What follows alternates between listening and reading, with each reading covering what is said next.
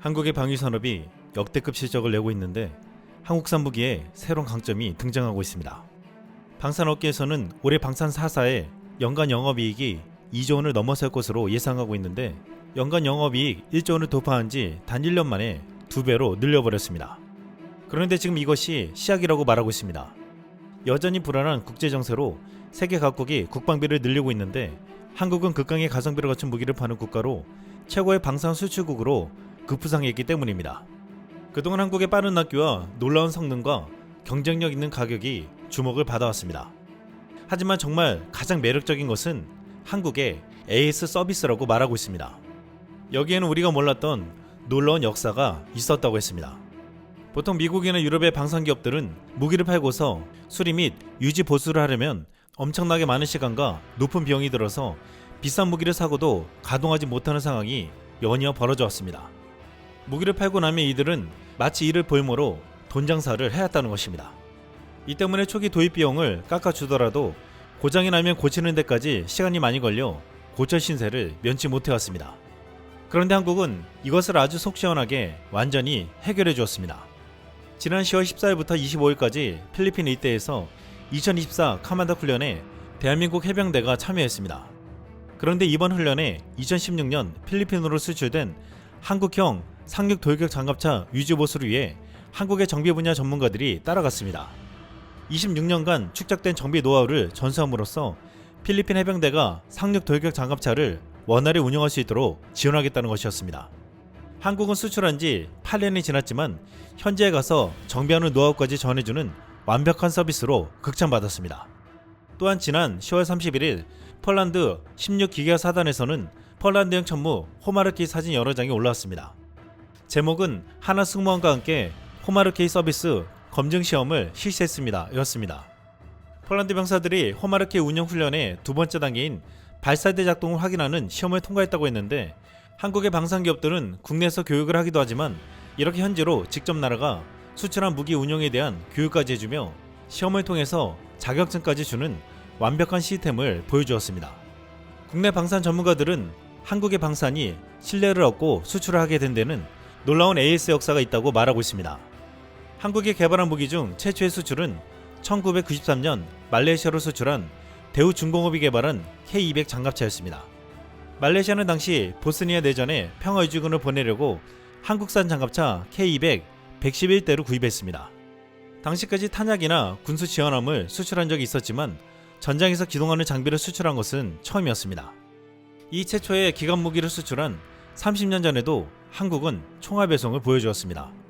말레이시아는 당시 급하게 장갑차를 전쟁터로 보내야 하니 한두 달 내로 받게 해달라고 어이없는 요구를 했습니다. 이에 대우중공업은 군과 협의해 당시 군에 납품된 K200을 빌려와 말레이시아가 원하는 지휘용, 의료용 장갑차로 잽싸게 바꿔 전달해 주었습니다. K200은 한국에서 미국제 장갑차를 카피한 것이 아닌 우리의 독자적 기술로 개발했는데 무엇보다 한국의 험한 지역과 극한의 기후에도 견딜 수 있도록 만들었고 기동률이 뛰어나 고장률도 낮을 뿐만 아니라 박격포 등 장착무기 성능도 뛰어났습니다. 우리 기술로 만든 것이라 수출도 자유롭게 할 수 있었는데 첫 해의 수출이라 전장에서 제대로 구동될지에 대한 우려도 있었습니다. 이에 대우중공업은 K200을 수출하고 전쟁이 벌어지고 있는 보스니아 주둔지에 세 차례나 에이스팀을 파견했습니다. 이것은 100% 가동률을 지켜 한국산 장갑차 성능을 제대로 보여주고 싶은 열망 때문이라고 했습니다. 당시 놀랍게도 1994년 2월 섭씨 영하 32도의 기온에서 눈과 얼음으로 뒤덮인 해발 1700m의 이그만 산을 넘어 사라예보에 진입한 장갑차는 한국의 K200 뿐이었습니다. 이후 한국은 전쟁터에도 에이스팀을 보내준다는 소문이나 수출 세지 현장에 갈 때마다 얘기가 나왔는데 이러한 한국의 DNA는 지금까지 이어져 AS 하면 한국이라는 말을 듣고 있습니다. 그리고 이제 이 한국의 장점이 전투기 시장에서도 소문이 나고 있습니다. 그동안 미국, 유럽, 러시아산 무기를 수입한 국가들은 공통적으로 열악한 사후 지원 서비스로 골머리를 앓아왔습니다. 도입한 무기 및 장비에 고장이 나거나 부품 교체 주기가 다가올 경우 제품 공급업체가 제때 해결해주지 않고 장기간 시간을 소모하며 애타게 만들기 일쑤였습니다. 이는 특히 전투기, 전차, 전투함과 같은 고가 장비일수록 심했습니다. 전투기 수리에 미국이 짧게는 2개월에서 6개월, 길게는 1년가량 소모된다면 유럽산을 아예 1년을 넘기는 경우가 다반사였습니다. 반면 우리 기업들은 어지간하면 한두 달 내에 문제를 해결해 주었습니다. 이 때문에 한국산 방산 제품을 써본 국가의 고객은 한국산 제품을 또 찾게 된다고 했는데, 지금은 한두 달도 기다며 현지에서 실시간 수리 점검을 해주며 총알 수리를 시도하고 있습니다. 지난 6월 폴란드 FA50 전력화 부대인 민스크 공군기지에서는 카이아 폴란드 국영 방산기업 간 FA50 항공정비 협력 합의서 서명식이 열렸습니다. 폴란드에 수출한 48대의 FA50 유지보수 협력에 대한 내용이 담겨 있었습니다. 이미 카이는 지난해 10월 FA50 1호기가 가자마자 폴란드 민스크 마조비에츠키에 공군 제23 전술비행단의 지원사무소를 꾸렸습니다. 이후 10월 바르샤바에 중부 유럽 사무소까지 마련했습니다. 한국은 무기를 팔면서 현재 바로 유지보수를 할 수 있는 센터를 세우고 팀을 파견했습니다. 현재 FA50의 조속한 납기 및 현지 지원 등이 유럽에서 입소문을 타면서 폴란드와 마찬가지로 F-16 전투기의 최신 버전을 구매한 불가리아, 슬로바키아 등 주변 국가들의 관심이 높아지고 있다고 했습니다. 글로벌 유지보수 정비 MRO 사업 비중은 전체 무기체계 시장 규모 대비 60에서 70% 수준에 육박할 것으로 전망되고 있습니다. 이는 무기체계 개발과 양산보다 더 큰 시장 규모로 10년 후 세계항공 MRO 시장 규모는 160조 원에 달할 것이라고 했습니다. 무기를 팔아서 얻는 이익보다 무기를 팔아서 유지보수 정비해주는 이익이 더욱더 클 수 있다는 것입니다. 한국은 K200을 처음으로 수출할 때 목숨을 걸고 전쟁터로 달려가 AS를 해주면서 큰 신뢰를 얻었고, 지금도 총알 배송과 더불어 신속한 AS까지 해주면서 큰 호응을 얻고 있습니다. 이렇게 한국은 한번판 무기를 잊지 않고 AS를 끝까지 책임져 전세계 국가들에게 큰 호응을 얻고 있는데, 과거 한국전쟁 때 한국을 도와준 나라들의 해외 참전 용사들을 기억하며 지금까지 보답하고 있는 일이 화제가 되고 있습니다.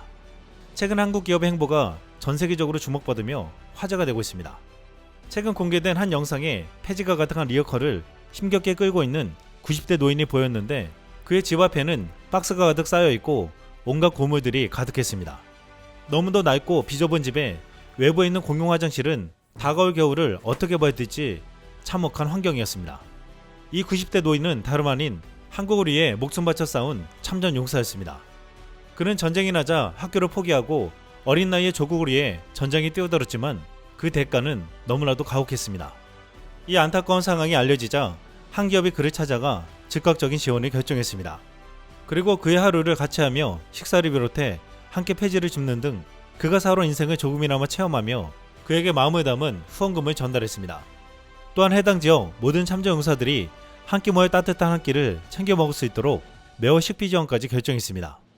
이 기업은 인프레시로 작은 기업이지만 경제적인 어려움 속에서도 국내뿐만 아니라 해외 참전국까지 가서 의료 지원을 하는 등 놀라운 행보를 보여주고 있습니다. 최근 이 기업은 모두가 함께 할 수 있는 특별한 후원 굿즈를 출시해 또 다른 기적을 만들어가려 하고 있습니다.